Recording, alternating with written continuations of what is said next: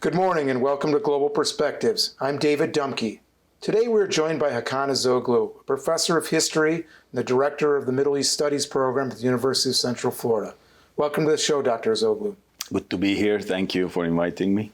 So you just returned from an extended trip to Turkey. We've read a lot about Turkey having problems because of the ongoing war in Ukraine. Could you tell me a little about what the impact on Turkey is of that conflict? Well, the impact is huge in many ways. Economy is one of the most important one. After this COVID issue, Turkey was already struggling. And Turkey, the biggest problem that they have of this war between Ukraine and Russia is that Turkey has close relationship with both countries. Turkey sells drones to Ukraine, for example, and then buys S-400 missiles from Russia. So it seems that Turkish government caught unprepared. And Turkey is also buys a lot of grain from both countries. More than half of Turkish grain comes from these two countries. The war caused that trade to be interrupted. Now, since that interrupted and Turkish agricultural economy is not at a level to sustain itself anymore, there are many reasons for it, but I'm not going to go into it then. The grain prices in Turkey skyrocketed. So the loaf of bread for the Turkish people are the main food that they eat. So it went almost double and tripled in such a short time because of this war between the two countries. So this is just one example of how the war affected the daily lives of the people on the street. What has President Erdogan done in terms of posturing in talking to Moscow and talking to Kyiv and talking to Western Europe and the U.S., who are very much on Ukraine's side right now? It's very hard for President Erdogan to negotiate himself out of this because, as I said, Turkey has direct relations with both countries, and both countries now are fighting. Turkey is trying to be as neutral as possible. As a NATO member, Turkey knows that they have to somehow side with Ukraine and be against the war. At the same time, Turkey has a lot of very close, especially President Erdogan has a lot of close relations with Russia and Russian government and President Putin. This is despite Turkey, of course, being a traditional adversary of Russia from hundreds of years. So how does this affect public opinion, and where are the Turkish people feeling right now? They are confused. That's a very good question. They are very confused. At the one hand, Russia, from the Ottoman times, is a main adversary to Turkish state and the Ottoman Empire and Turkish Republic. That's why Turkey became the member of NATO to begin with. But President Erdogan has policies to somehow have options against NATO and United States, showing that I can have close relations even with the other side of the fence, meaning Russia. Those who support Erdogan and Erdogan's policies, who are not blindly following him, are very confused. And those who are in the opposition to the government are dead against it because they are very suspicious of Russia and President Putin's aims. So the confusion, I would say, is at the highest level at this point. But if they take, I don't remember if there is any census or poll taken about these things, but I would say more than 80% of the people are not approving Turkey as being that close to Russia and somehow being adverse to the NATO interest. So why did President Erdogan tend to decide to grow closer to President Putin? I think President Putin and Erdogan has some personal friendship. Their personalities are very similar, I would say, not the power that they possessed in the world stage. But at the same time, President Erdogan wants to have an alternative to the West that they cannot push him around. At least that's the rhetoric that he's presenting to people in Turkey, saying that we need alternatives. The other alternative is that Shanghai organization, that they are somehow flirting with the idea that they could be a full member of that. So that's an international politics. But Turkey's interests are very intricately involved with the interests of Russia. I mean NATO. That it seems that rapprochement between Turkey and Russia is just a one government deal. If this current government is gone. So it's very personal based. It is a very personal base. Anything in Turkish foreign policy is very personal. So how do you explain, so we're presuming then that NATO is still important to President Erdogan's calculation despite this relationship with Putin, yet at the same time you saw him this summer delay Finland and Sweden joining NATO, because he was vocally opposed to it before he eventually agreed to let them in. How do you explain that? Well, it is very easy to explain. Erdogan is playing politics because Erdogan, as you know, United States canceled F-35 fighter planes sell to Turkey. So Turkey is thinking that this is an opportunity. Well, Erdogan is thinking that this is an opportunity to negotiate with the West, especially the United States. Now, Erdogan realizes that F-35 is not going to be possible, at least in the short run. So they're trying to negotiate using Finland issue as a bargaining chip to get F-16s. So deep down, they're using PKK terrorists or the Kurdish insurgents and anything that they label as terrorist harbored by Finland, not Finland, but Sweden. What they're saying is that, but deep down, the idea is they're trying to negotiate with the United States. So when you have these different variables, you have President Erdogan flirting with China, dealing with Russia, trying to deal with the West.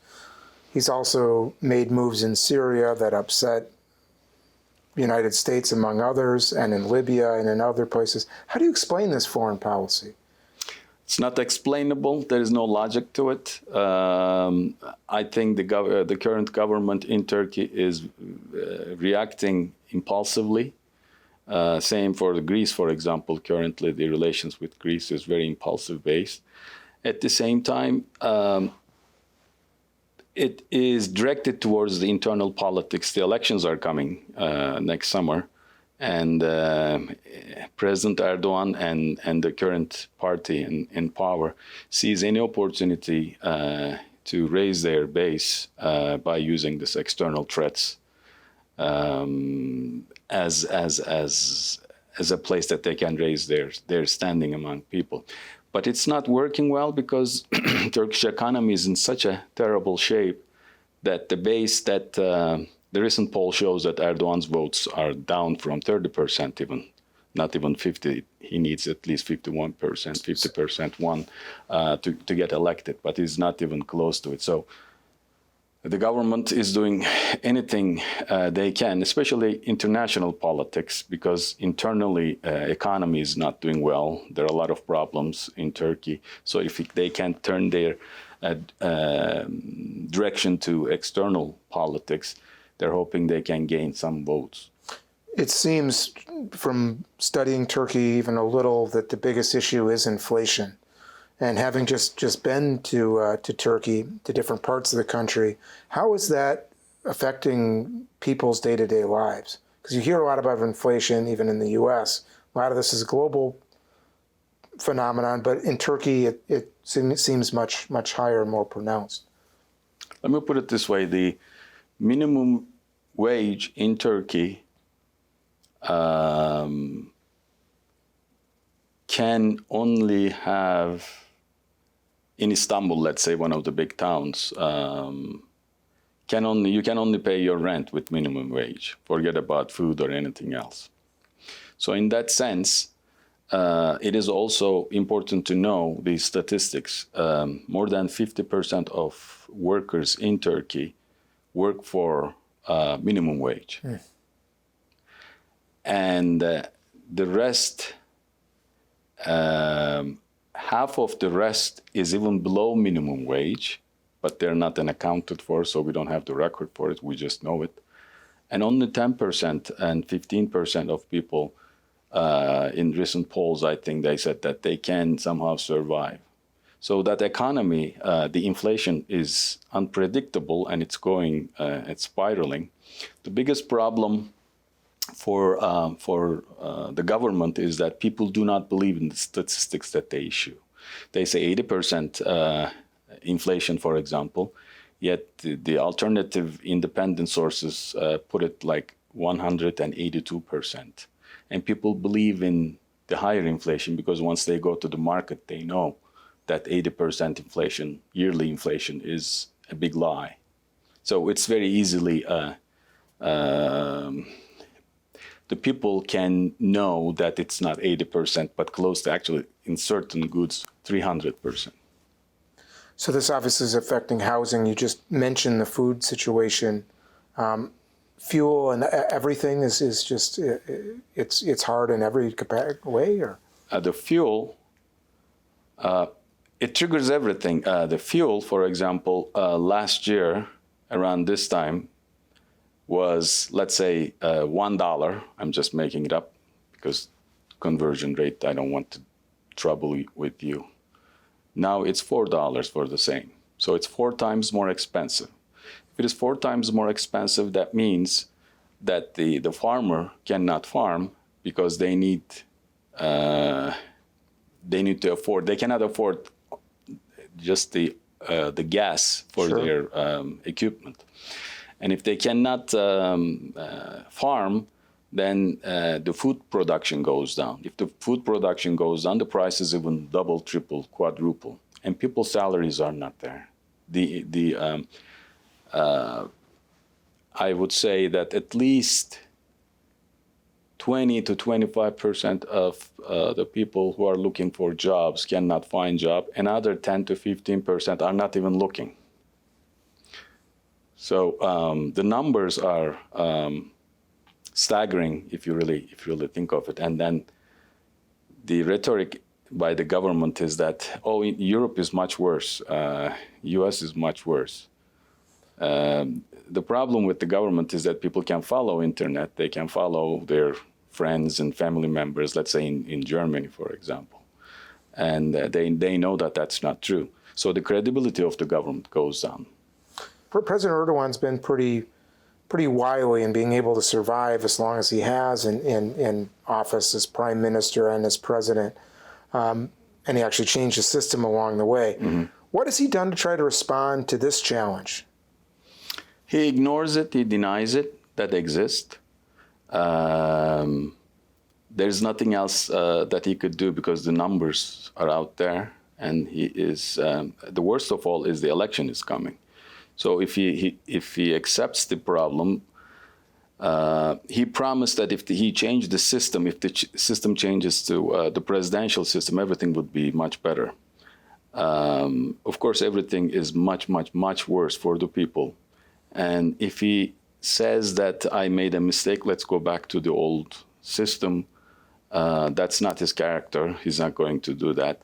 And then he just keeps denying it. So we do not know if he knows and knowingly denies it, or he is clueless about what's out there. That's what we don't know. But this was a very popular president at certain points, even after the coup attempt that failed to remove him. Does he still have a base? He does have a base. And I would challenge that people who think that he can get less than 30%, I would challenge them that I think he has a solid 30% base, that they follow him because he's a very charismatic leader. despite the fact that that 30% is those are the ones that are affected by his policies negatively the most. So he has that kind of base, but that's not enough. He needs political alliances.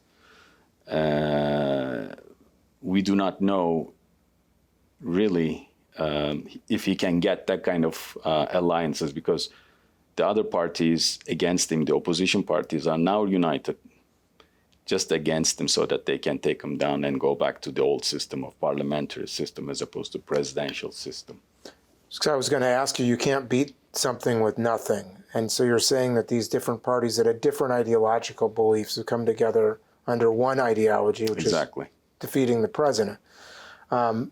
Which is the next danger.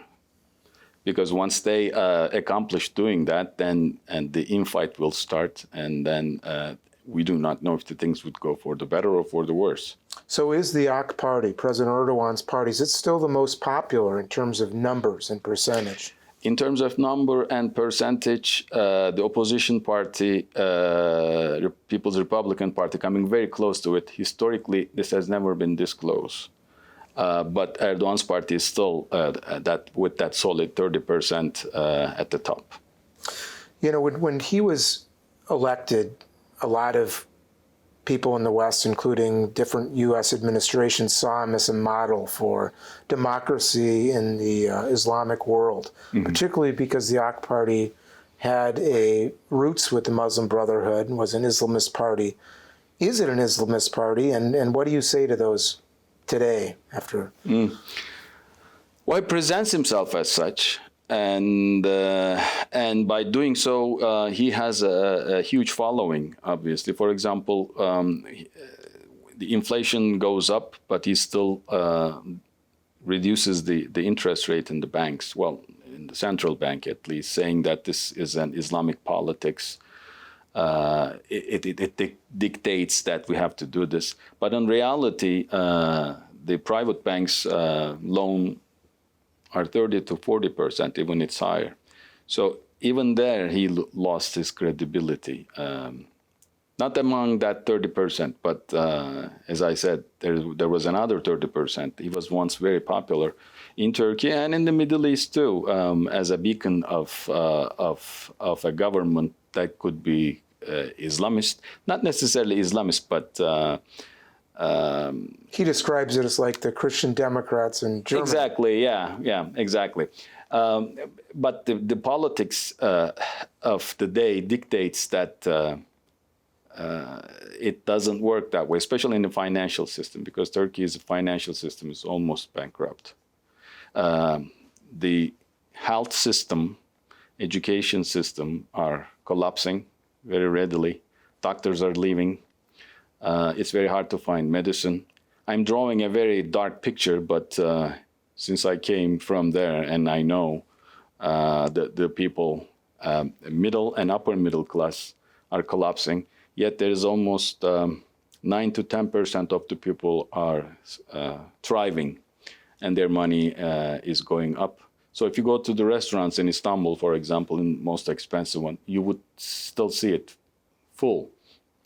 But that doesn't mean that the 80% and 90% of the people... There's a lot less people who can do that.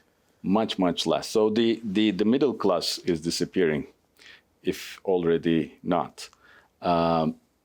The retirement pensions are in terrible shape. There is no way with retirement money people can forget about paying a rent. They would buy basic food and survive. So the anger is growing.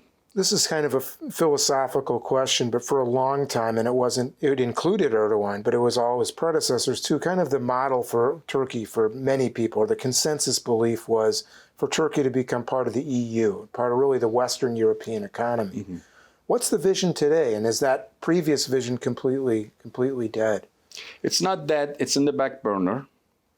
But Turkey realized that with this economy and then the new system, the presidential system, power being controlled by one person, be it Erdogan or someone else, it's not compatible. So the current government put it in a back burner, and they're still they wouldn't say no if EU would accept them, but they know EU will not accept them. So that's why they're just they're not pushing it hard. They did not invest in this idea anymore. So they're thinking the alternative could be talking to other parts of the world. But they know, even the government knows, the current government knows that their interests lie with EU and Europe and the United States too. Is that just because of the long-standing economic, military, and other relations? Yes, you can't just walk away from No, that. you can't. And you cannot walk away from NATO for one simple reason. All the weapon systems were adjusted to NATO. If you want to change the whole things, it will take decades to adjust it to the Russian systems. You can have S-400s, but that's it. There's nothing else you can do.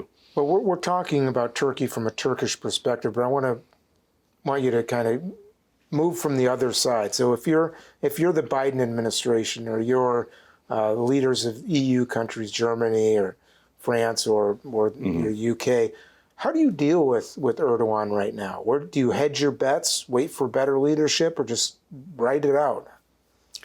That's exactly what they're trying to do now. They do not care about his, for as long as it does not really hit them hard. Like Erdogan tried to negotiate with Europe by allowing the Syrian refugees pass to Greece and European countries, easy pass, so that he used it as a negotiation chip. Then they stepped in. But other than that, it's only the rhetoric for Biden or European powers to condemn Erdogan, because they still can get what they want from Erdogan. Erdogan is a very important figure as a dealing. It's cheaper to deal with one man than a huge parliament. Right. But you're describing the changes in system, though, and power has been consolidated a lot in him, especially since the last coup attempt, in which the members of the military were involved, even if not the top leadership. But that allowed him to replace a lot of the military officers right down the line. The military was traditionally seen as willing to intervene in Turkish governance when necessary. So what's to stop Erdogan from not having an election altogether, or not recognizing the results? Nothing, to tell you the truth. Perhaps the foreign pressure. That's probably it, and the fear that the people internally would not take it that lightly, because you don't know how they would react. But that's a debate in Turkey now among circles, that they say, what happens, what force can remove him? Here, when President Trump entertained the idea of not leaving, there are other forces to balance his desire out. But in Turkey, there is nothing. He's the one-man show. He controls, perhaps not technically, but in practically all branches of the government. So if he says that I don't accept this result, which he did in municipal elections in Istanbul, for example, and they had to do the election over again. But he lost again, right? He lost again a huge margin, as opposed to 13,000. He lost it by 800,000. So he knows that there's limits. There is limits. So I think also opposition learned their lesson, how to monitor elections and how to pressure the government. So opposition is very hopeful that they would win. But they also know that Erdogan is a very skillful politician and very charismatic leader. They're afraid in the last second he would take some kind of dramatic move. Yet he has had endurance, and you did have a lot of growth in the Turkish economy for much of his time in office. Yes. If he left, if he accepted defeat in election, the system you're describing, a consolidated power, what's to say that someone who worse would come to power? Unless the system changes, that's possible. Erdogan created this system, but the system of this magnitude that gives that kind of power to one person, very corruptible. So it is possible that if the system doesn't change, and next person will emerge with that kind of power, and then move it to perhaps the other direction. Would Erdogan himself say, though, I've only made moves necessary to move Turkey forward? Well, of course, they all say that, so he will say it, and he is saying it. This is the only way to move forward in these international crises. But as I said, even Erdogan, such a charismatic leader, has limits of convincing people. If they cannot have food on their table, which many people really do not have, Turkey came to that point. One of the 7 countries that can feed itself is one of the many countries that depend on for grain, for milk outside. Even if you have money, if there is a war, you cannot purchase anything from outside. So Erdogan is losing credibility. So we just have a minute left. So I wonder, you're a history professor and you've studied the Ottoman period and Turkish Republic period. Is there any parallel to this in Turkish history? Modern Turkish history. Well, modern Turkish history, I would say that the early Turkish history, when Mustafa Kemal was a very charismatic and also authoritarian leader, and then he changed the systems of the Ottoman Empire, perhaps more drastically than Erdogan did. So parallels are there definitely. If a power is, if the system allows someone to do this, people will emerge. So one could say Erdogan's using the tools he has, and he has historic precedent for doing this. And a lot of people would say Ataturk's a hero for the nation. Ataturk is a hero for the nation because the education system and the people following that line of thinking established him as a hero.